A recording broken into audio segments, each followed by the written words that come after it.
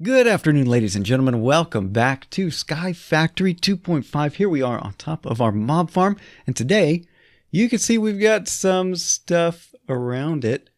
We're going to look at copying this over into the end. So let's get started.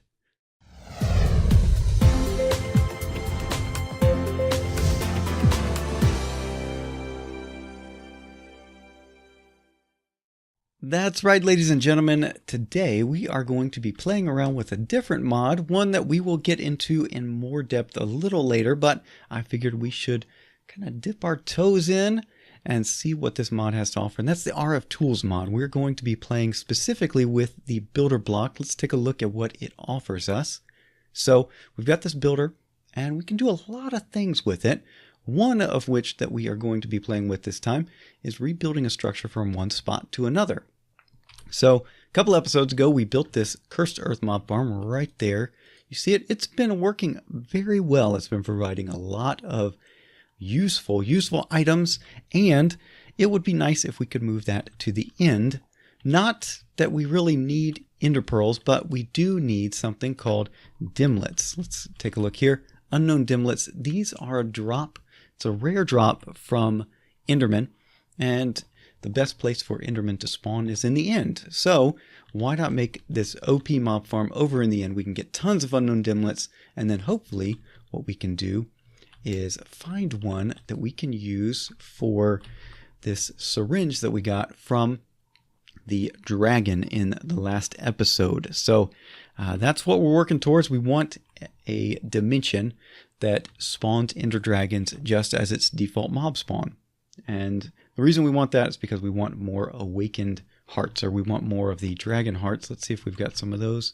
Yeah, there we go. We need more of those to get into some of the higher tier draconic stuff. So before we get into setting up what I've already done down there, so we will go over that, I need to show you a couple of things around here.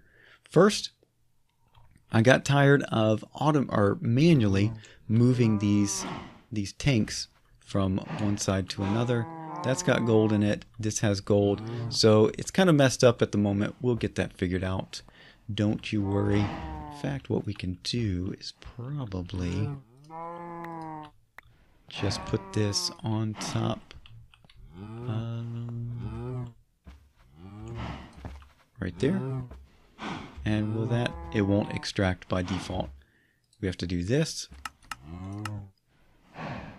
Yep. Is that going to do it? It should extract.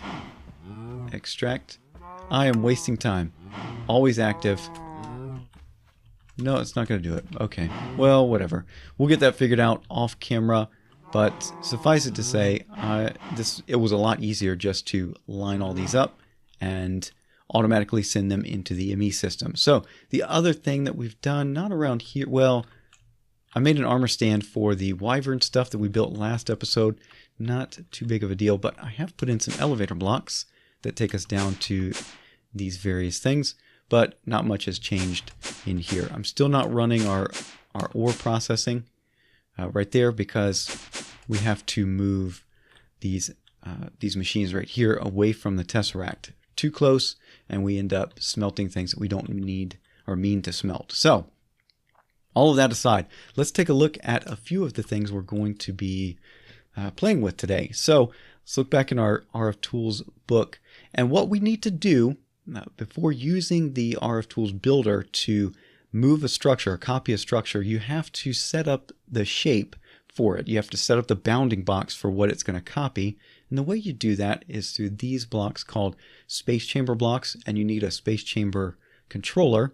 You're also going to need a card in which to store the shape, and well, at that point you've pretty much got it. You are also going to need a wrench. So let's take a look at the recipe real quick just to show you. It's pretty simple. It's not that bad. RFTools is fairly cheap, all things considered.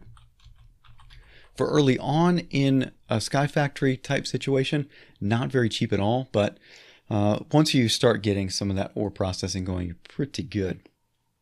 So right here, some lapis, glass. Then this machine frame, not very expensive at all. Some iron, lapis, and gold nuggets. Again, not too bad. And then this space chamber controller.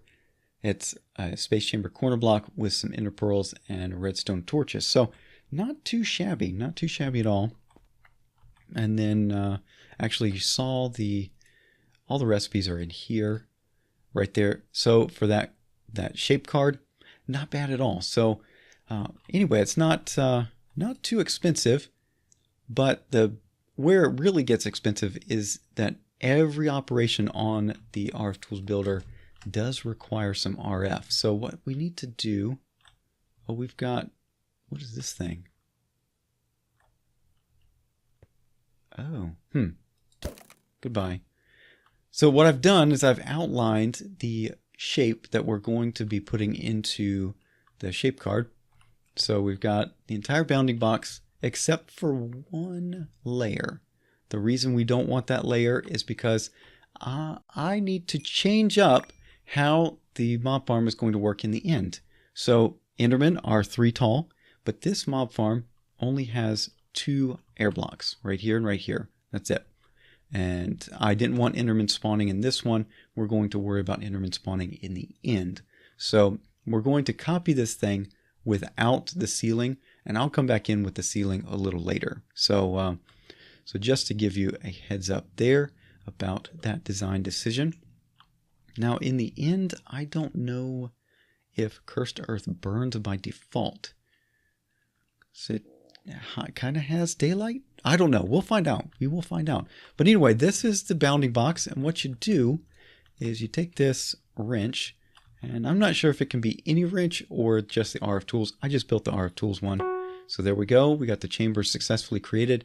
If we had a problem with it, it would have told us that there was a problem. So there we go. We've got our bounding box stored in this card. And what we can do now is right click on the card, and this gives us essentially a shopping list, and it's going to tell us that some things are not movable. So it will move vanilla tile entities like chests and furnaces. Hoppers maybe, it's kind of tough to move that. There is one tile entity, vanilla tile entity on here that it's not going to move. It didn't put a name for it, but I think this is the sign right here. That's the only tile entity that's of type 1 that it hasn't already made a note of. So we've got a vacuum hopper, we've got an ender chest and an ender tank, but I guess both of those are registering as ender chests, which is interesting. Fans are not going to move, so I have to put those in manually. But overall, we're going to get the main structure done just by default, and it's going to cost a total of 620,000 RF. So we've got plenty. We've got, 450 million in that capacitor bank up there. We've got 60 million each in those, what are they, the solar panels up top. We got plenty of RF for this, but what I need to do is gather up all of the items here.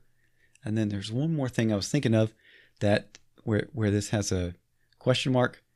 We've got 8 in there, and what I know it's not showing right now is the redstone lamps. So it looks like those did not make it. So what I've got to do is make sure to get some redstone lamps as well. And then what we will do is just take this builder block over into the end, and we will find a good location and build us an enderman mob farm. We're going to copy it on over. So let me get all of those supplies together, and I'll bring you back once we're ready to start that little adventure.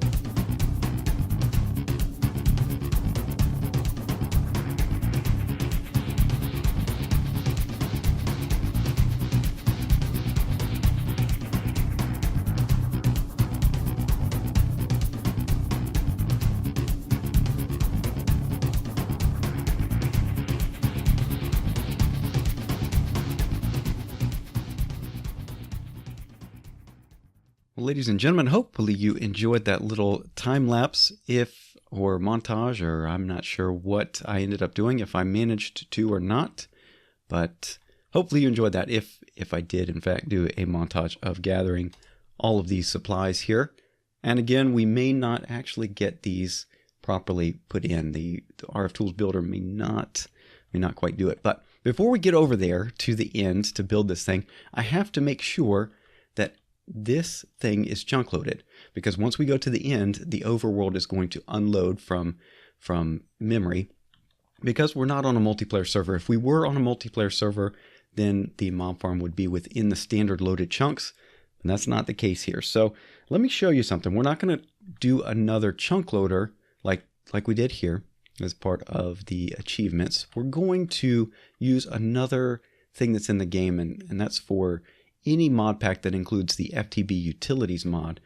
We bring up our inventory here. We see a series of tabs over here on the side, and we're going to click Claimed Chunks. Okay, so right now this is chunk loaded. I think I did that. Yeah, I've done that already. So we still need to claim the mob farm over here, and then I think, what do we do? Nope. There we go. Control click to chunk load. So we need to make sure that that entire thing is chunk loaded. You can see that I was not thinking ahead when I built this. It should have only taken 4 chunks. Instead, it takes 6. So, I mean, we'll do a little bit better once we put it in the end. But that thing is chunk loaded now, or it should be chunk loaded, so that when we go to the end, the builder should be able to grab all those blocks. But what I'm going to do now is I'm going to go to the end. I'm going to find a good spot, and we're actually going to be bringing up the chunk marker boundaries just to make sure that I'm going to put the builder right outside of a chunk, and so that way the entire farm should be built within 4 chunks over in the end. But let me make sure that my power is correctly loaded and all of that, and I'll meet you over in the end once I've found a good spot. Well, here we are over in the end, and hopefully I've got a good spot here. I'm putting the angel block right on a chunk boundary, and what we're going to do is we're going to, well, we got to keep those just in case we need them. We'll grab the builder block here, okay? We'll put that on the top there, and then what we need to do is grab that shape card as well, and we're going to put that in. And we're not going to do that. Let's do preview mode.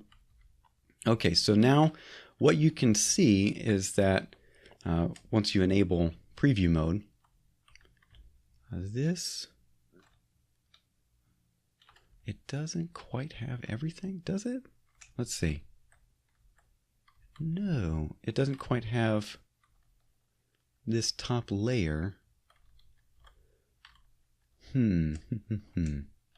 We'll have to see how this goes. Yeah, it should be. This will be interesting. But it's in the right position. Okay, so we want it to go back that way, and so that means that we will have 4 chunks total that we'll have to load, but it's purely within those chunks. All right, so now what we do is pull off the chunk boundaries, because those are rather distracting, and we're going to put a diamond chest on the top of this thing, and we'll start getting all the items out of here, and we'll start putting it into the chest here. And you know, we're not going to be able to put all of the items in. Let's grab that too. We'll put the angel block back in here. All right, let me move all the items over, and then we'll see if this thing's going to actually work. All right, the next order of business is we need to power this thing. So we've got a tesseract here. We're going to do power supply, and going to turn off fluid and item. We're just going to receive energy, and then that's why I left one lever out. We'll do that there. And here goes nothing. Well, let's see. We've got plenty of power there. This thing is going to take, oh yeah, we're in copy mode just to be sure. Let's move, swap, back, copy. Okay, good. And it's in the right position.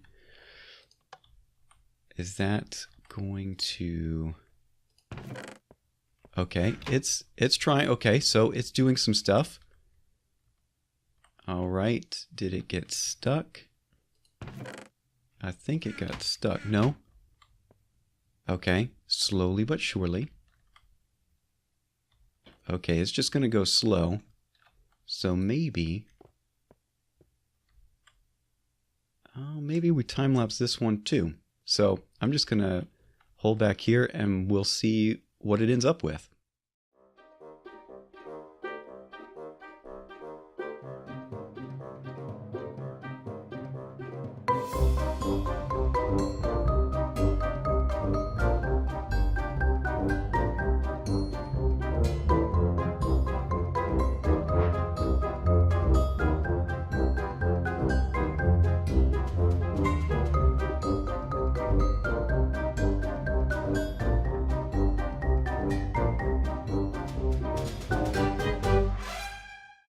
Alright, I think this thing is done, so let's bring back this mode. Hopefully you enjoyed that little time lapse. And it looks like it did not get everything, and that's fine, but a lot of the work is already done, and we can just turn that mode off. And I think we're good to go. Now, what we do need to do is something that it might seem kind of odd, but we're going to go up into the middle of this thing. No, I don't want... We're just going to have to dig with a shovel. And the reason we have to do that... Oh, it didn't even get the lights. Oh, that's a shame. So, we'll need... yeah, it didn't get those. Okay. Anyway, there's still much work to be done. But I want to make sure that we don't have additional problems. And something that endermen can do is they can steal the cursed earth right here on the corner. And so what we need to do is take out this cursed earth right here. And we'll just make a little kind of platform. And we'll just go from there. But this is what we have to do. So endermen can only steal blocks, or can steal blocks only if there is a single, or if they can reach it from the side. And so they can reach this inner ring from the side when they're falling down. So they could steal the blocks. And I don't want them doing that. So there we go. We're going to reduce the efficiency a little bit, but I think that is perfectly fine. So it did move the fans. Problem is it put them in the wrong orientation. So we'll have to take care of that. But what we're going to do now is go off camera, and I'm going to fill in the parts that it did not get. You can see we're missing some conduit facades and all that fun stuff. So let me take care of that, and I'll bring you back once we've got this thing good to go. Well, this is a little bit of a setback here. I turned the lights on, and all the cursed earth started burning up. This is really odd. Yeah, it's really odd. Anyway. I don't quite get it. Perhaps it has to be covered. So let me grab my excavator here and at least get some of it. That way I can repopulate once I put a roof on it. But apparently, we can't quite do that. Okay, well, back to the drawing board. We can't quite do the cursed earth open to the sky here in the end. Anyway, if you know for sure, let me know. But what I'm going to do is I'm just going to go back and put a roof on this thing. And then maybe that is going to take care of our problems. But I'll bring you back in a little bit. All right, after that little catastrophe, I now have the roof on. And we can see what I'm doing is, well, I've got the lights off so that the cursed earth will spread. You can see it kind of doing that right there. But I don't want to open this back up to the light. So we're just going to keep on keeping on. We'll let that spread while I work on this part. Now, the fans respond to a redstone signal, and so I've got them on top of these solid blocks here, but I have to go in and use my crescent hammer and do something like this. You know what? This is going to be interesting, to say the least. I have to go in to each of these spots, and not like that. I have to go to the top. Yeah, this is going to be a lot of fun. So anyway, wish me luck. I've got to turn on the top sides of each of these nodes right here so that we can get a redstone signal to that block. And then we should be good to go. All right, back in a bit. Well, even with the hostile mob sounds turned rather low, look at that, 4%. This thing is still rather loud. Anyway, ladies and gentlemen, I got all of the conduit going. Let me just show you real quick what I had to do to go in there. So we've got these conduit connectors. It's on each of the blocks, and you can go in there and you specify the color. I just left it at red because it's 66 fans that I have to do.